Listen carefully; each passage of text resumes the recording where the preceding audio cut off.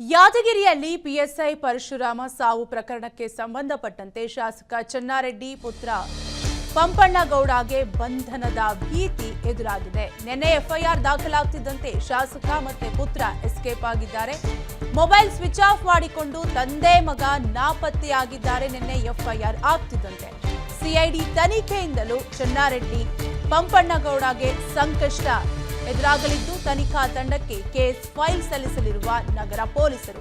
Case file ಸಲ್ಲಿಕೆ ನಂತರ CID team ಫೀಲ್ಡ್ಗಿಳಿಯಲಿದ್ದು ಒಟ್ಟಾರೆಯಾಗಿ ಪಿಎಸ್ಐ ಪರಶುರಾಮ ಸಾವು ಪ್ರಕರಣಕ್ಕೆ ಸಂಬಂಧಪಟ್ಟಂತೆ ಯಾದಗಿರಿ ಶಾಸಕ ಚನ್ನಾರೆಡ್ಡಿ ಪಾಟೀಲ್ ತುನ್ನೂರು ಅವರ ಪುತ್ರ ಪಂಪಣ್ಣಗೌಡ ವಿರುದ್ಧ ಕೂಡ ಕೇಸ್ ದಾಖಲಾಗಿದ್ದು, ಕೇಸ್ ದಾಖಲಾಗ್ತಿದ್ದಂತೆ ಮೊಬೈಲ್ ಅನ್ನ ಸ್ವಿಚ್ ಆಫ್ ಮಾಡಿಕೊಂಡು ಎಸ್ಕೇಪ್ ಆಗಿದ್ದಾರೆ ತಂದೆ ಹಾಗೂ ಪುತ್ರ. ಬಂಧನದ ಭೀತಿಯಲ್ಲಿದ್ದಾರೆ. ಒಟ್ಟಾರೆಯಾಗಿ ಶಾಸಕ ಹಾಗೂ ಅವರ ಪುತ್ರ ಯಾವ ಜಾಗದಲ್ಲಿ ಅಡಗಿ ಕುಳಿತಿದ್ದಾರೆ ಅನ್ನೋದನ್ನ ಇನ್ನೇನು ತನಿಖೆಯಿಂದ ಗೊತ್ತಾಗಬೇಕಾಗಿದೆ. ತನಿಖಾ ತಂಡಕ್ಕೆ ಕೇಸ್ ಫೈಲ್ ಅನ್ನ ಸಲ್ಲಿಸಲಿದ್ದಾರೆ ನಗರ ಪೊಲೀಸರು. ಕೇಸ್ ಫೈಲ್ ಸಲ್ಲಿಕೆ ನಂತರ ಸಿಐಡಿ ಟೀಮ್ ಫೀಲ್ಡ್ಗೆ ಇಳಿಯಲಿದ್ದು ತನಿಖೆಯನ್ನ ನಡೆಸಲಿದ್ದಾರೆ. ಪಿಎಸ್ಐ ಸಾವಿನ ಕೇಸ್ನಲ್ಲಿ ಬಗೆದಷ್ಟು ರಹಸ್ಯ ಬಯಲಾಗ್ತಾ ಇದೆ. ಚನ್ನಾರೆಡ್ಡಿ ಪಾಟೀಲ್ ಹೆಸರಿಗೆ ಮಾತ್ರ ಶಾಸಕರಾಗಿದ್ರ ಎಲ್ಲ ವ್ಯವಹಾರಗಳನ್ನ ಮಗ ನೋಡಿಕೊಳ್ತಿದ್ನ. ತಂದೆ ಅಣತಿಯಂತೆ ಮಗನಿಂದಲೇ ಟ್ರಾನ್ಸ್ಫರ್ ಡೀಲ್ ನಡೀತಾ ಇತ್ತ. ಹಾಗಾದ್ರೆ ಎಲ್ಲ ವ್ಯವಹಾರಗಳನ್ನ ಮಗ ಪಂಪನಗೌಡ ನೋಡಿಕೊಳ್ತಾ ಇದ್ದ. ತಂದೆ ಅಣತಿಯಂತೆ ಮಗನಿಂದಲೇ ಟ್ರಾನ್ಸ್ಫರ್ ಡೀಲ್ ನಡೀತಿತ್ತು ಅನ್ನೋ ವಿಷಯ ಕೂಡ ಈಗ ಬಟಬಯಲಾಗಿದೆ. ವರ್ಗಾವಣೆಯಲ್ಲಿ ಅಧಿಕಾರಿಗಳ ಜೊತೆ ಪಂಪನಗೌಡ ಡೀಲ್ ಮಾಡ್ತಾ ಇದ್ದ. ಡೀಲ್ ಕುದುರಿಸಿ ಶಾಸಕರಿಗೆ ಮಾಹಿತಿಯನ್ನ ನೀಡ್ತಿದ್ದ ಸನ್ನಿಗೌಡ 30 ರಿಂದ 40 ಲಕ್ಷ ಪಡೆದು ವರ್ಗಾವಣೆ ಪತ್ರಕ್ಕೆ ಸಹಿಯನ್ನ ಮಾಡಿಸ್ತಾ ಇರ್ತಾನೆ. 30 ಲಕ್ಷ ಹಣ ಕೊಟ್ರೆ ಮಾತ್ರ ಪೋಸ್ಟಿಂಗ್ ಕೊಡಿಸ್ತಾ ಇದ್ದ. ಪಿಎಸ್ಐ ಸಾವಿನ ಕೇಸ್ನಲ್ಲಿ ಬಗೆದಷ್ಟು ರಹಸ್ಯ ಬಯಲಾಗ್ತಾ ಇದೆ. ಮಗನಿಂದಲೇ ಟ್ರಾನ್ಸ್ಫರ್ ಡೀಲ್ ನಡೆಸ್ತಾ ಇರ್ತಾ ವರ್ಗಾವಣೆ ಅಧಿಕಾರಿಗಳ ಜೊತೆ ಪಂಪನಗೌಡ ಡೀಲ್ ಮಾಡ್ತಾ ಇದ್ದು, ಡೀಲ್ ಕುದುರಿಸಿ ಶಾಸಕರಿಗೆ ಮಾಹಿತಿಯನ್ನ ನೀಡ್ತಾ ಇದ್ದ ಸನ್ನಿಗೌಡ. ಸುಮಾರು 30 ರಿಂದ 40 ಲಕ್ಷ ಪಡೆದು ವರ್ಗಾವಣೆ ಪತ್ರಕ್ಕೆ ಈತ ಸಹಿ ಮಾಡಿಸ್ತಾ ಇರ್ತಾನೆ.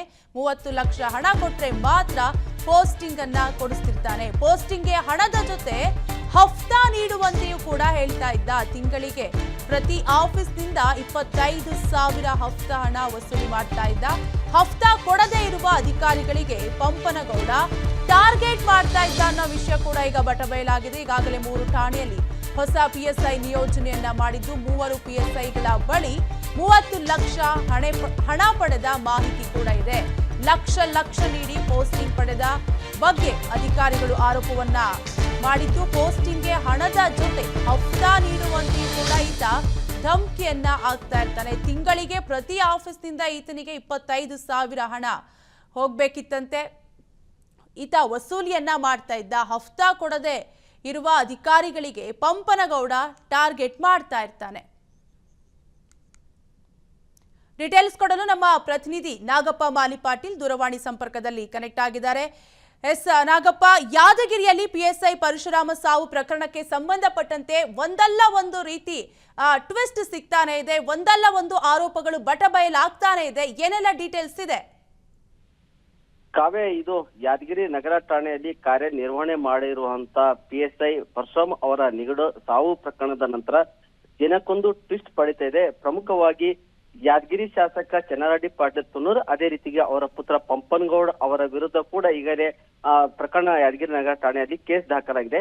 ಈ ಕೇಸ್ ದಾಖಲಾದಂತೆ ಈಗಲೇ ಸಾಕಷ್ಟು ಅಧಿಕಾರಿ ವಲಯದಲ್ಲಿ ಸಾಕಷ್ಟು ಕಡೆ ಚರ್ಚೆ ಆಗ್ತಾ ಇರೋದು. ಪ್ರಮುಖ ಅಂಶ ಏನಂತಂದ್ರೆ, ಶಾಸಕರ ಅಣತಿಯಂತೆ ಅವರ ಪುತ್ರ ಪಂಪನಗೌಡ ಅವರು ಸಾಕಷ್ಟು ವರ್ಗಾವಣೆ ದಂಧೆ ಜೊತೆ ವಿವಿಧ ಇಲಾಖೆಯಲ್ಲಿ ಕೂಡ ವಸೂಲಿ ದಂಧೆ ಕೂಡ ನಡೆಸಿದ್ದಾರೆ ಎಂಬ ಅನುಮಾನ ಸಾಕಷ್ಟು ವ್ಯಕ್ತವಾಗ್ತಾ ಇದೆ. ಈ ಬಗ್ಗೆ ಕೂಡ ಅಧಿಕಾರಿ ವಲಯದಲ್ಲಿ ಅಲ್ಲಿ ಚರ್ಚೆ ಆಗ್ತಾ ಇದೆ. ಹೀಗಾಗಿ ಪ್ರಮುಖವಾಗಿ ಪಂಪನಗೌಡ ಅವರು ಅಧಿಕಾರಿಗಳ ಜೊತೆ ಡೀಲ್ ಅನ್ನು ಕುದುರಿಸಿ ಸುಮಾರು ವರ್ಗಾವಣೆಗೆ 20 ರಿಂದ 30 ಲಕ್ಷ 40 ಲಕ್ಷವರೆಗೆ ಡೀಲ್ ಕುದುರಿಸಿ ಅವರ ತಂದೆಯವರ ಲೆಟರ್ ಪ್ಯಾಡ್ ನಲ್ಲಿ ಈ ದಂಧೆ ನಡೆಸ್ತಾ ಇದ್ರು ಎಂಬುದು ಕೂಡ ಸಾಕಷ್ಟು ಚರ್ಚೆ ಆಗ್ತಾ ಇದೆ. ಪ್ರಮುಖವಾಗಿ ಈಗಲೇ ಕಂದಕೂರ್ ಗುರುಮಿಟ್ಕಲ್ ಶಾಸಕ ಶಣ್ಗೋಡ್ ಕಂದಕೂರ್ ಅವರು ಕೂಡ ಪತ್ರದಲ್ಲಿ ಈ ಗೃಹ ಸಚಿವ ಪರಮೇಶ್ವರ್ ಅವರಿಗೆ ಬರೆದಂತ ಪತ್ರದಲ್ಲಿ ಉಲ್ಲೇಖ ಕೂಡ ಮಾಡಿದ್ದಾರೆ. ಆದ್ರೆ 20 ಲಕ್ಷ 30 ಲಕ್ಷ ಈ ತರ ವರ್ಗಾವಣೆ ದಂಧೆ ನಡೀತಾ ಇದೆ. ಹೀಗಾಗಿ ಪಂಪನಗೌಡ ಅವರನ್ನು ಕೂಡ ಏನಂತಂದ್ರೆ ವಿಚಾರಣೆಗೆ ಒಳಪಡಿಸಿದಾಗೆ ಇನ್ನಷ್ಟು ಮತ್ತಷ್ಟು ಈ ಹಗರಣ ಏನು ವರ್ಗಾವಣೆ ದಂಧೆ ನಡೆದಿದೆ ಇದನ್ನು ಇನ್ನು ಸಾಕಷ್ಟು ಬೆಳಕಿಗೆ ಬರಲಿದೆ. ಪ್ರಮುಖವಾಗಿ ಇನ್ನ ಸಾಕಷ್ಟು ಅಧಿಕಾರಿಗಳು ಎಲ್ಲೋ ಒಂದ್ ಕಡೆ ಇನ್ನೂ ದೂರು ನೀಡುವ ಸಾಧ್ಯತೆ ಮುಂದಿನ ದಿನಗಳಲ್ಲಿ ಬರುವ ಸಾಧ್ಯತೆ ಇದೆ. ಅದೇ ರೀತಿಯಾಗಿ ವಿವಿಧ ಸಂಘಟನೆಗಳು ಕೂಡ ಈ ಪ್ರಕರಣದಲ್ಲಿ ಪ್ರಮುಖವಾಗಿ ಶಾಸಕ ಚೆನ್ನಾರೆಡ್ಡಿ ಪಾಟೀಲ್ ತುನ್ನೂರು ಅದೇ ರೀತಿಯಾಗಿ ಅವರ ಪುತ್ರರ ಮೇಲೆ ಸಾಕಷ್ಟು ಆರೋಪ ಕೇಳಿ ಬಂದ ಹಿನ್ನೆಲೆಯಲ್ಲಿ ಆದಷ್ಟು ಬೇಗ ಅವರಿಗೆ ವಿಚಾರಣೆ ಒಳಪಡಿಸಿದಾಗ ಇನ್ನಷ್ಟು ಹಗರಣಗಳು ಕೂಡ ಬೆಳಕಿಗೆ ಬರೋ ಸಾಧ್ಯತೆ ಕೂಡ ಇದೆ. ಕಾವ್ಯ, ಥ್ಯಾಂಕ್ ಯು ನಾಗಪ್ಪ ಡೀಟೇಲ್ಸ್ಗಾಗಿ. ಪರಶುರಾಮ್ ಪ್ರಕರಣ ಸಿಐಡಿಗೆ ವಹಿಸಿದ ವಿಚಾರಕ್ಕೆ ಸಂಬಂಧಪಟ್ಟಂತೆ ಬೆಂಗಳೂರಿನಲ್ಲಿ ಗೃಹ ಸಚಿವ ಪರಮೇಶ್ವರ್ ಪ್ರತಿಕ್ರಿಯೆಯನ್ನ ನೀಡಿದ್ದಾರೆ. ಪೊಲೀಸ್ ಇಲಾಖೆ ಆತ್ಮಹತ್ಯೆ ಅಲ್ಲವೆಂದು ಹೇಳಿತ್ತು. ಹೀಗಾಗಿ ಈ ಪ್ರಕರಣವನ್ನ ಸಿಐಡಿ ತನಿಖೆಗೆ ಕೊಟ್ಟಿದ್ದೇವೆ. ಪಿಎಸ್ಐ ಪತ್ನಿಗೆ ಇಲಾಖೆಯಲ್ಲಿ ಕೆಲಸ ಕೊಡುವ ಬಗ್ಗೆ ಕೂಡ ಚರ್ಚೆ ಮಾಡಿದ್ದೇವೆ. ಪಿಎಸ್ಐ ಕುಟುಂಬಸ್ಥರಿಗೆ ಪರಿಹಾರ ಕೊಡಲು ತೀರ್ಮಾನವನ್ನ ಮಾಡಿದ್ದೇವೆ. ಕೊಪ್ಪಳ ಜಿಲ್ಲಾ ಉಸ್ತುವಾರಿ ಸಚಿವರು ಕುಟುಂಬಕ್ಕೆ ತಿಳಿಸಿದ್ದಾರೆ ಅಂತ ಪರಮೇಶ್ವರ್ ರಿಯಾಕ್ಟ್ ಮಾಡಿದ್ದಾರೆ.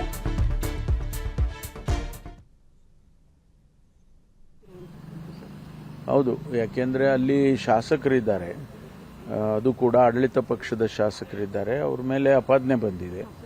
ಜೊತೆಗೆ ಅವರು ಏನು ಸಬ್ ಇನ್ಸ್ಪೆಕ್ಟರ್ ತೀರ್ಕೊಂಡಿದ್ದಾರೆ, ಅವರ ಕಡೆಯವರೆಲ್ಲ ಆ ರೀತಿ ಅಪಾದನೆ ಮಾಡಿದ್ದಾರೆ.